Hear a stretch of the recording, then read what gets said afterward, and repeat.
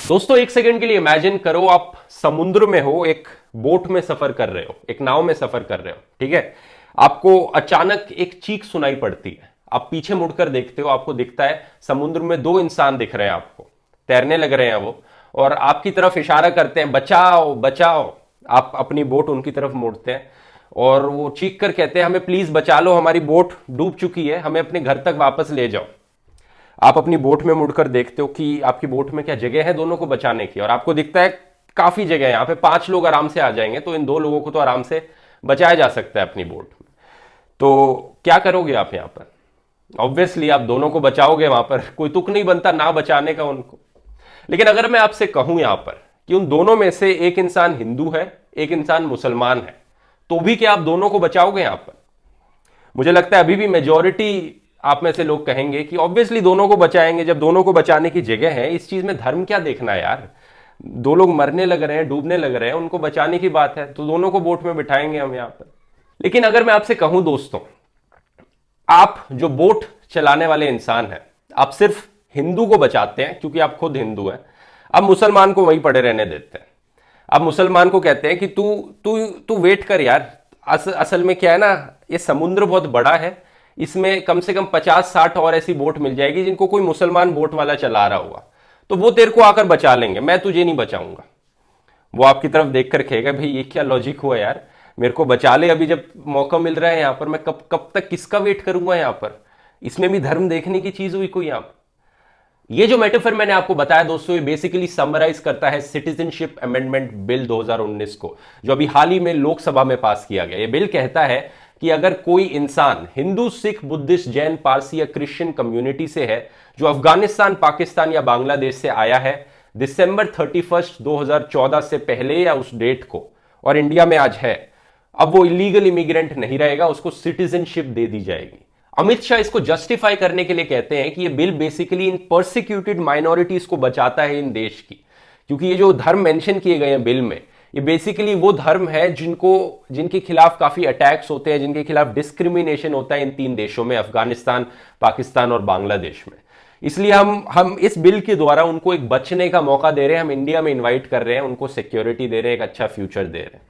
सुनने में थोड़ा लॉजिकल लगेगा एक सेंस में, क्योंकि बांग्लादेश में ऐसे केसेस देखने को मिले हैं जहां पर हिंदूज को अटैक किया जाता है या बाकी माइनॉरिटीज को अटैक किया जाता है। लेकिन ये आर्ग्यूमेंट बड़ी जल्दी फुस हो जाता है जब आप ये देखेंगे कि और भी बहुत सी परसिक्यूटेड माइनॉरिटीज है इन 3 देशों में जिनको मदद की जरूरत है, जिनको डिस्क्रिमिनेशन फेस करने को मिल रहा है और जिनको इस बिल में मेंशन नहीं किया गया, जैसे कि अहमदीज और शियाज पाकिस्तान, अफगानिस्तान, बांग्लादेश में।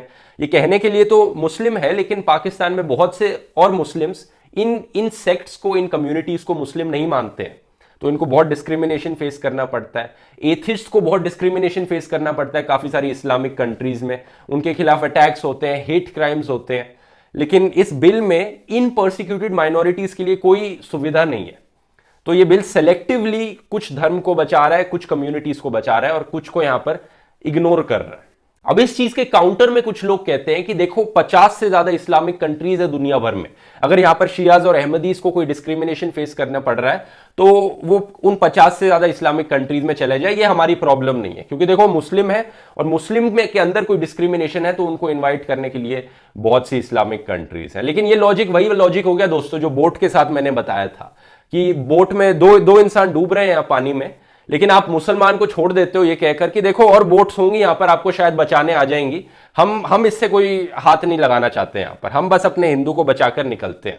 इस लॉजिक में कई प्रॉब्लम्स हैं। पहला तो ये कि एथिस्ट का क्या होगा, जो लोग किसी धर्म में विश्वास नहीं रखते वो कहां पर जाएंगे। दूसरा ये कि अगर हम धर्म को देखकर लोगों में भेदभाव करने लग गए तो इंडिया को एक सेक्युलर कंट्री नहीं कहा जा सकता, और अगर ऐसा हो गया तो इंडिया की जो इंटरनेशनल रेपुटेशन है वो नीचे गिर के कचरा हो जाएगी। इंडिया की इंटरनेशनल रेपुटेशन पाकिस्तान के लेवल तक गिर जाएगी, यानी वो देश जो अपनी कंट्री को रिलीजन के बेसिस पर डिफाइन करते हैं। देखो इस्लामिक रिपब्लिक ऑफ पाकिस्तान। अब कुछ लोग यहां पर कहेंगे कि नहीं हमें तो ऐसा देश चाहिए, हम तो चाहते हैं कि इंडिया हिंदू राष्ट्र बने। मैं बस उनसे कहना चाहूंगा तुमने हालत देखी है इन कंट्रीज की क्या है। दुनिया भर में जो कंट्री अपने आप को धर्म के बेसिस पर डिफाइन करती है कि उनके लिए कॉन्स्टिट्यूशन में धर्म सबसे ऊपर है, क्या हालत है उन कंट्रीज की। सबसे नीचे गिरी हुई कंट्रीज है वो डेवलपमेंट के नाम पर। दुनिया की सारी टॉप कंट्रीज देख लो जो सबसे ज्यादा डेवलप्ड है, यूरोपियन कंट्रीज हो गई, यूएसए, जापान, ऑस्ट्रेलिया, सिंगापुर, ये सारी की सारी सेक्युलर कंट्रीज है। और फिर देख लो जो दुनिया की सबसे निचली कंट्रीज है, जहां पर सबसे ज्यादा लड़ाई चलती है, सबसे अंडर डेवलप्ड कंट्रीज है, वहां पक्का कुछ ना कुछ धर्म के नाम पर लड़ाई चल रही है वहां पर। तो आप देख लो, अगर धर्म के नाम पर अगर कंट्री को बनाना है तो हमारी कंट्री भी नीचे गिरकर उन्हीं की तरह बन जाएगी, लेकिन अगर देश को ऊपर पहुंचाना है तो सेक्युलर रहना पड़ेगा यहां पर। और ये चीज मैं नहीं कह रहा, ये चीज हमारे फ्रीडम फाइटर्स को भी पता थी। देश के सारे असली फ्रीडम फाइटर्स को आप देख लो, सुभाष चंद्र बोस, सरदार वल्लभ भाई पटेल, शहीद भगत सिंह, बाबा साहेब अंबेडकर, महात्मा गांधी, एक नहीं चाहता था इनमें से कि देश हिंदू राष्ट्र बने। सबके सब ये सेक्युलर लोग थे, हिंदू मुस्लिम को इक्वल ट्रीटमेंट देना चाहते थे। दूसरी तरफ कौन वो लोग थे जो देश का बंटवारा करना चाहते थे, एक मुस्लिम पाकिस्तान में और एक हिंदू इंडिया में। एक तरफ थी मुस्लिम लीग जिसमें जिन्ना आता है, और दूसरी तरफ थी हिंदू महासभा जो एक हिंदू राष्ट्र चाहती थी जिसमें गोडसे और सावरकर जैसे लोग आते हैं। तो अगर आप सिटीजनशिप अमेंडमेंट बिल को सपोर्ट करते हो यहां पर, तो आप बेसिकली टू नेशन थ्योरी को सपोर्ट कर रहे हो जो जिन्ना ने सजेस्ट करी थी कि हिंदू मुस्लिम एक साथ नहीं रह सकते, उनको अलग अलग देश देना पड़ेगा यहां पर। वो टू नेशन थ्योरी जिसको ऑलमोस्ट हर इंडियन फ्रीडम फाइटर ने रिजेक्ट कर दिया था कि ये थ्योरी नहीं है, हम साथ में रह सकते हैं, साथ में रहकर दिखा सकते हैं हम। दूसरी तरफ आसाम, त्रिपुरा और बाकी नॉर्थ ईस्टर्न स्टेट्स में एक जबरदस्त स्केल पे प्रोटेस्ट चलने लग रहे हैं इस बिल के खिलाफ। प्रोटेस्टर्स कहते हैं कि ये बिल बेसिकली इलीगल इमिग्रेशन को बढ़ावा देता है, प्रमोट करता है इलीगल इमिग्रेशन को, क्योंकि आज अगर आप सिटीजनशिप ऐसे बांटने लग गए तो कल और भी बड़ी तादाद में लोग बॉर्डर क्रॉस करके आएंगे, देखेंगे फ्री में सिटीजनशिप बांटी जा रही है, हम भी ले लेते हैं आकर यहां पर। और इससे होगा क्या कि देश के रिसोर्सेज पर बहुत स्ट्रेस पड़ता है, स्पेशली नॉर्थ ईस्टर्न स्टेट्स जो ऑलरेडी इतनी अंडर स्ट्रेस रही है हिस्टोरिकली। जब बांग्लादेश आजाद हुआ था तब बहुत बड़ी संख्या में रेफ्यूजीज निकलकर इन नॉर्थ ईस्टर्न स्टेट्स में गए थे और इनको अकोमोडेट करना बहुत मुश्किल रहा था, क्योंकि जब इतनी बड़ी संख्या में लोग आते हैं तो उनकी देखभाल करना बहुत मुश्किल होता है, स्पेशली जब ये देश अपने खुद के लोगों की देखभाल नहीं कर पा रहा है ढंग से। खुद के लोगों की देश में पॉवर्टी बढ़ने लग रही है, बेरोजगारी बढ़ने लग रही है, लोगों के पास नौकरी नहीं है, इकोनॉमी क्रैश हो रखी है, तो उन लोगों को बुलाकर करेंगे क्या हम यहां पर कि आप भी आओ, आप भी आओ, आप भी, सब मिलकर यहां पर पकोड़े तलते हैं। और करने को क्या है यहां पर? असम और बाकी नॉर्थ ईस्टर्न स्टेट्स में बढ़ते प्रोटेस्ट को लेकर सरकार ने बहुत सी जगहों में इंटरनेट को शट डाउन कर दिया है, कर्फ्यू लगा दिया है। बहुत से न्यूज आ रही है कि बहुत से आर्मी ट्रूप्स को कश्मीर से अब असम में मूव इन किया जा रहा है ताकि लोगों को कंट्रोल किया जा सके। क्या क्या अच्छे दिन देखने पड़ रहे हैं हमें कि लोगों की आवाज को यहां पर दबाया जा रहा है। और इंडियन आर्मी जिसको यूज किया जाना चाहिए हमें फॉरेन इंट्रूडर से प्रोटेक्ट करने के लिए, टेररिस्ट से प्रोटेक्ट करने के लिए, इंडियन आर्मी को जगह जगह अपने ही सिटीजन्स के खिलाफ यूज किया जा रहा है। ऊपर से बिल नेशनल सिक्योरिटी के लिए भी बहुत बड़ा खतरा है। हमारी इंटेलिजेंस एजेंसी रॉ ने भी यह चिंता जताई थी कि इस बिल की वजह से, क्योंकि इलीगल इमिग्रेशन आसान हो जाएगी, कोई भी बस अपने एक एफिडेविट लेकर आएगा कि देखो मैं हिंदू हूं इसलिए मुझे सिटीजनशिप दे दो यहां पर, उसे मिल जाएगी बड़ी आसानी से सिटीजनशिप। इससे क्या होगा कि इन्फिल्ट्रेटर्स और टेररिस्ट बहुत आसानी से देश के अंदर घुस सकते हैं, प्रिटेंड करके कि देखो हम भी हिंदू हैं, और फिर देश के लिए बड़ा खतरा बन जाएगा।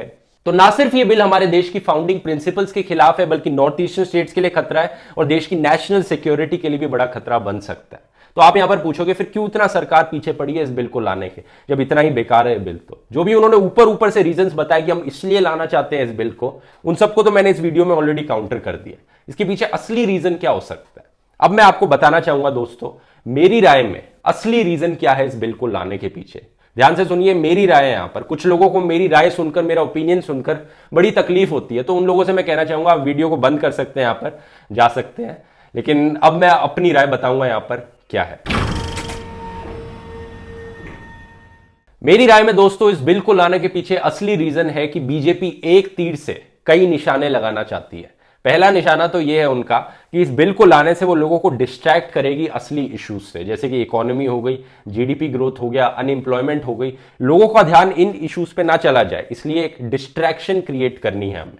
हिंदू मुस्लिम का इशू सारा बंद हो गया था जब सुप्रीम कोर्ट ने राम मंदिर की जजमेंट दी थी। दी एंड कर सकते थे हम हिंदू मुस्लिम का, लेकिन बीजेपी ने सोचा अगर ऐसा हो गया तो लोगों का ध्यान इन असली इश्यूज पे चला जाएगा, हमें फिर से कुछ हिंदू मुसलमान का इशू उठाना पड़ेगा लोगों को डिस्ट्रैक्ट करने के लिए। तो एक ऐसा बिल बनाते हैं जिसमें हम इंटेंशनली हिंदू मुसलमान को डालेंगे, डिफरेंशिएट करेंगे, डिवाइड एंड रूल खेलेंगे, ताकि लोग भड़कने लग जाए, लोग डिबेट करें, लोग इसको लेकर लड़ने लग जाए और लोग डिस्ट्रैक्ट हो जाए। यहां पर इस बिल में आसानी से एक एक धर्म को मेंशन करने की जगह आसानी से बस एक परसिक्यूटेड माइनॉरिटीज लिखा जा सकता था।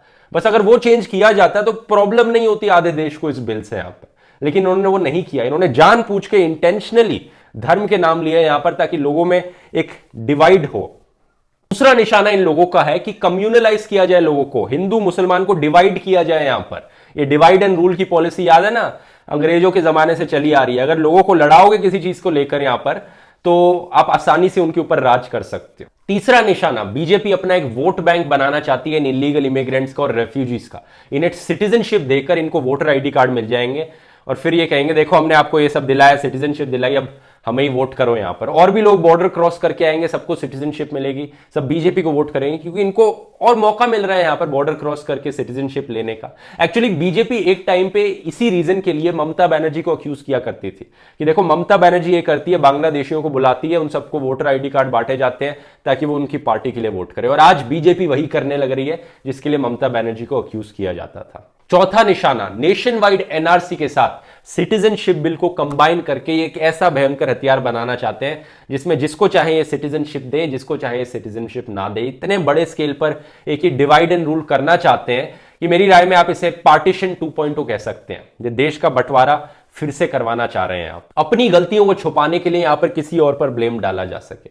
नेशन वाइड एनआरसी के क्या कॉन्सिक्वेंसेज होंगे, इसकी एनालिसिस में किसी फ्यूचर के आने वाले वीडियो में करूंगा। आज के लिए इतना ही दोस्तों। अगर पसंद आए इस वीडियो को शेयर कीजिए। अगर आपको मेरा काम पसंद आता है, मेरी राय पसंद आती है, आप मुझे सपोर्ट कर सकते हैं patreon.com/ध्रुव राठी पर। चलिए मिलेंगे हम अगले वीडियो में। बहुत बहुत धन्यवाद।